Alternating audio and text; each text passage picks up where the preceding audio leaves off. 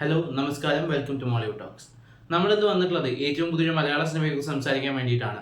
നമ്മുടെ ലാലേട്ടൻ മോഹൻലാൽ സംവിധാനം ചെയ്ത് ഇന്ന് തിയേറ്ററുകളിലേക്ക് എത്തിയിട്ടുള്ള ഫാന്റസി സിനിമയായിട്ടുള്ള ബറോസിനെ കുറിച്ച് സംസാരിക്കാനാണ് ഇന്ന് നമ്മൾ വന്നിട്ടുള്ളത്. ഈ സിനിമയുടെ ഫസ്റ്റ് ഷോ ഞാൻ ഓപ്റ്റ് ചെയ്യാനുള്ള കാരണം മുൻവിധികളില്ലാതെ കാണണം എന്നുള്ളൊരു ഇൻട്രസ്റ്റ് കൊണ്ടാണ്. സിനിമയെക്കുറിച്ച് പറയുകയാണെങ്കിൽ അതൊരു കംപ്ലീറ്റ്ലി ഫാന്റസി സിനിമയാണ്. കെട്ടിലും മട്ടിലും ഒരു സ്റ്റേജ് പ്ലേയുടെ കാര്യങ്ങളൊക്കെ എക്സ്ട്രാക്ട് ചെയ്തെടുത്തിട്ടുള്ള ഒരു സിനിമ വേർഷൻ ആയിട്ടാണ് എനിക്ക് ഫീൽ ചെയ്തത്. സിനിമയുടെ പോസിറ്റീവ്സിലേക്ക് വരികയാണെങ്കിൽ ഏറ്റവും ഗംഭീരമായിട്ട് എടുത്തു പറയേണ്ടത് ഇതിന്റെ VFX 3D എഫക്ട്സും ആണ്. 3D എഫക്ട്സ് എന്ന് ഞാൻ പറയാനുള്ള കാരണം ഇത് നമുക്ക് ഒട്ടും സ്ട്രെയിൻ തരാത്തൊരു 3D ആണ്. ഇപ്പോൾ കഴിഞ്ഞ കുറേ നാളുകൾക്കിടയിൽ വന്നിട്ടുള്ള കൺവേർട്ടഡ് 3D സിനിമകളൊക്കെ 3D ഗ്ലാസ് വെക്കുമ്പോൾ വളരെ ഇരുണ്ട അറ്റ്മോസ്ഫിയറിലേക്ക് മാറുകയും അത് കുറച്ച് ഡിസ്കംഫർട്ട് തരികയൊക്കെ ചെയ്തിട്ടുണ്ടായിരുന്നു. പക്ഷെ ഇതിലേക്ക് വരുമ്പോൾ കൃത്യമായിട്ട് ഫോളോ ചെയ്ത കളർ പാലറ്റ് ഒക്കെ ആയിട്ട് 3D പെർഫെക്റ്റ് ആയിരുന്നു. VFXിലേക്ക് വരുമ്പോൾ ഒരു 90% സീക്വൻസുകളിലും VFX നല്ല വർക്ക് ചെയ്തിട്ടുണ്ട്. ഈ VFXിലേക്ക് കുഞ്ഞു കുഞ്ഞു ഡീറ്റെയിലിങ്സ് വളരെയധികം ഇമ്പോർട്ടൻ്റ് ആയിട്ട് തോന്നിയ കുറേ മൊമെന്റ്സ് ഉണ്ടായിരുന്നു. അതായത് ഇതിന്റെ തുടക്കത്തിലെ സമയത്തൊക്കെ ലാലേട്ടന്റെ മൊട്ടയടിച്ചിട്ടുള്ള ലുക്കാണല്ലോ, അപ്പോൾ തലയുടെ മുകളിൽ വരുന്ന കുറച്ച് മൂവ്മെന്റ്സ് ഉണ്ട്. അത് പടം കണ്ടാൽ മനസ്സിലാവും. ആ മൂവ്മെന്റ്സ് അതുപോലെ നമ്മൾ പല സിനിമകളും കണ്ടിട്ടുണ്ടാവും, ചുമരുകളിലൂടെ ട്രാൻസ്പാരന്റ് ആയിട്ട് മൂവ് ചെയ്ത് പോകുന്ന ആളുകൾ, അങ്ങനെയുള്ള മാജിക്കൽ സംഭവങ്ങളൊക്കെ വരുമ്പോൾ അത് ആ ഒരു സ്റ്റൈലിൽ നിന്ന് വിട്ടുമാറി. ആ സംഭവങ്ങളുണ്ട്, പക്ഷെ അല്ലാതെ തന്നെ ഈ ഒരു ഇഷ്ടിക ചുമരിലൂടെ പാസ് ചെയ്ത് പോകുമ്പോൾ അതിന്റെ ഒരു സ്ട്രക്ചർ മൂവ് ചെയ്ത് കൊടുക്കുന്ന ഒരു പരിപാടിയൊക്കെ ഉണ്ട്. അതിലൊക്കെ ഡീറ്റെയിലിംഗ് കണ്ടപ്പോഴാണ് ഇതിലെടുത്തിട്ടുള്ള എഫേർട്ട് ഞാൻ കൈയടിക്കാൻ തോന്നിയത്. തീർച്ചയായിട്ടും അതിനൊക്കെ നല്ല റെസ്പോൺസ് ഉണ്ടായിരുന്നു. ഒരു മലയാള സിനിമയിൽ ഉടനീളം ഇങ്ങനെ ഒരു കംപ്ലീറ്റ്ലി ആനിമേറ്റഡ് ക്യാരക്ടർ വരുന്നു എന്നുള്ളതും അത് ഏറ്റവും പെർഫെക്റ്റ് ആയിട്ട് ചെയ്തു എന്നുള്ളതും തീർച്ചയായിട്ടും അപ്രീഷിയബിൾ ആയിട്ടുള്ള കാര്യം തന്നെയാണ്. രണ്ടാമത്തെ ഒരു പോസിറ്റീവ് ഒരുപക്ഷെ ഇതിലത്തെ മ്യൂസിക്കൽ സൈഡ് ആയിരിക്കാം. ഇതിലെ ഗാനങ്ങളിലേക്ക് വരുമ്പോൾ ഒന്ന് രണ്ട് ഗാനങ്ങൾ എനിക്ക് ഭയങ്കര നല്ലതായിട്ട് തോന്നി. ഇതില് മനമേ എന്ന് പറഞ്ഞിട്ടുള്ള ഒരു സോങ് ഉണ്ട്, ബാംബൂസിയ എന്ന് പറഞ്ഞിട്ടുള്ള ഒരു സോങ് ഉണ്ട്.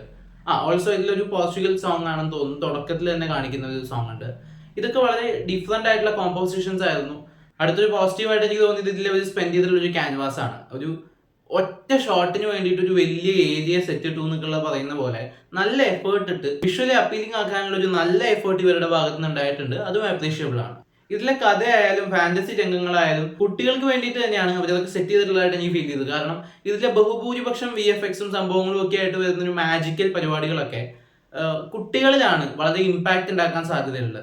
അവരുടെ ഒരു സർഗാത്മകത, അവരുടെ ഒരു ഇമാജിനേഷൻ സംഭവങ്ങളിലേക്കൊക്കെ വളരെയധികം കോൺട്രിബ്യൂട്ട് ചെയ്യാവുന്ന രീതിയിലുള്ള വിഷ്വലുകളും സിറ്റുവേഷൻസും ഈ കഥയിൽ വന്നു പോകുന്നുണ്ട്.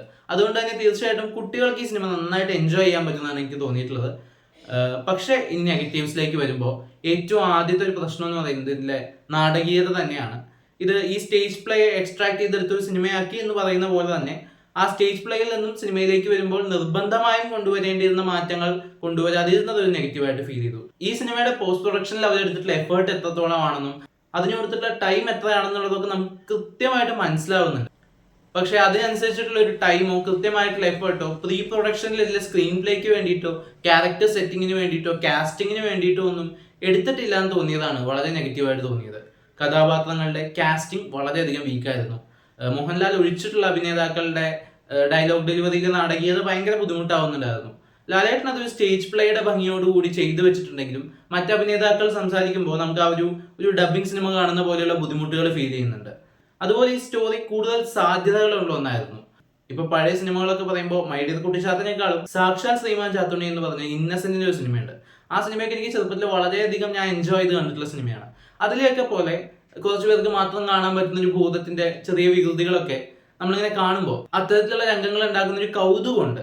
ഈ സിനിമയുടെ പ്രീ ഇന്റർവെൽ സീക്വൻസുകളിലാണ് അങ്ങനെയുള്ള ഏരിയ നല്ല രസമായിട്ട് വന്നിട്ടുള്ളത്.